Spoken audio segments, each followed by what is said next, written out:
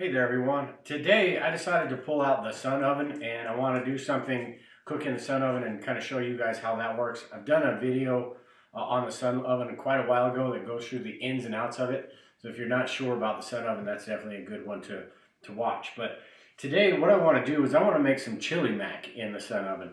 I'm also going to make some bread later on because I want to try this Augustin Farms butter powder that I don't know exactly how good it is.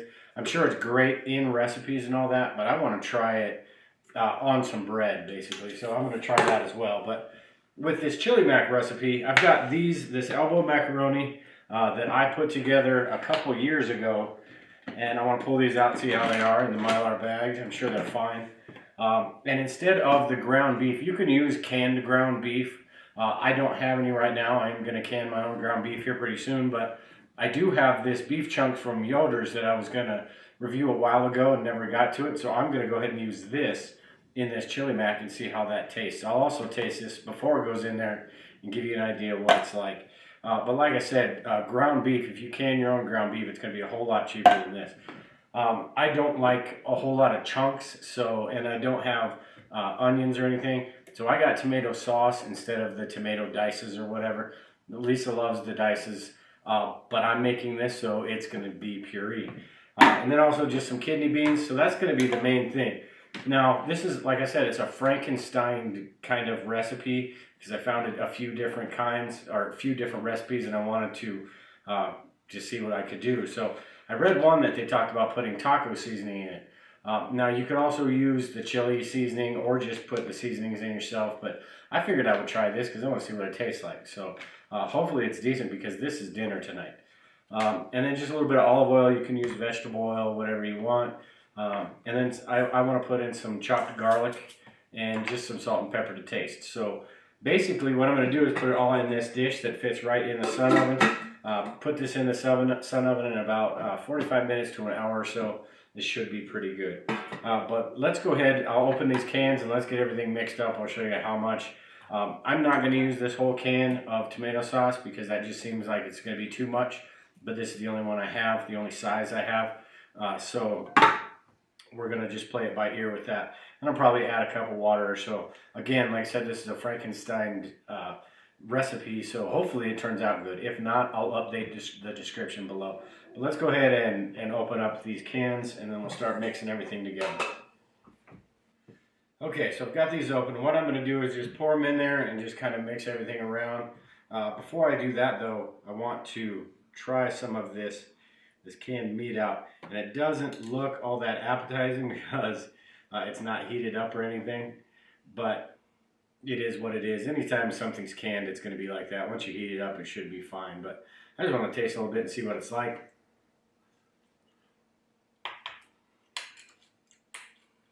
Tastes like cold out of a can. It tastes like meat basically. So that's gonna be pretty good. Now with the other stuff, with the kidney beans, I'm gonna pour them in with the juices. Gives it a little bit more moisture. Like I said, hopefully this isn't too moist. And same with the meat. I'm gonna just pour everything in there. Get this out of the way so you can kind of see that.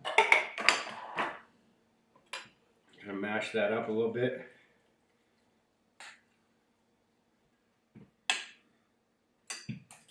And then with the elbow macaroni, I'm gonna get 2 cups out of here.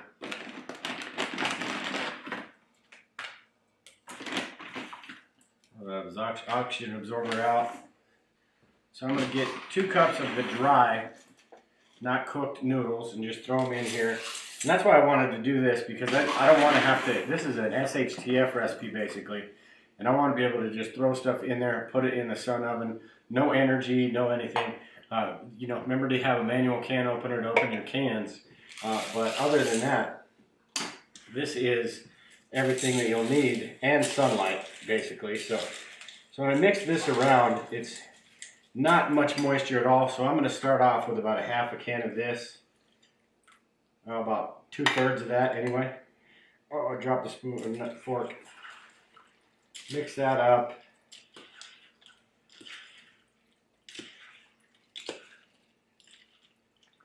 It seems like a decent consistency once it's done, but I don't know about as it's cooking. But I'm going to leave it just like that. I'm not going to add any water right now.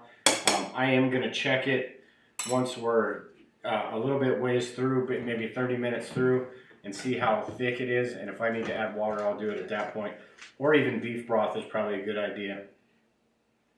So before we finish this up, I just want to throw some salt and pepper and a little bit of garlic on there. Salt to taste. I eat pepper on everything, so I'm going to add a little bit more than some people probably would.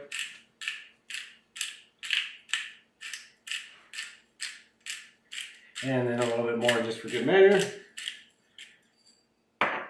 And then just a little bit of the garlic, maybe a tablespoon or so. Maybe 2 tablespoons. Put a little bit more in there. See how that is.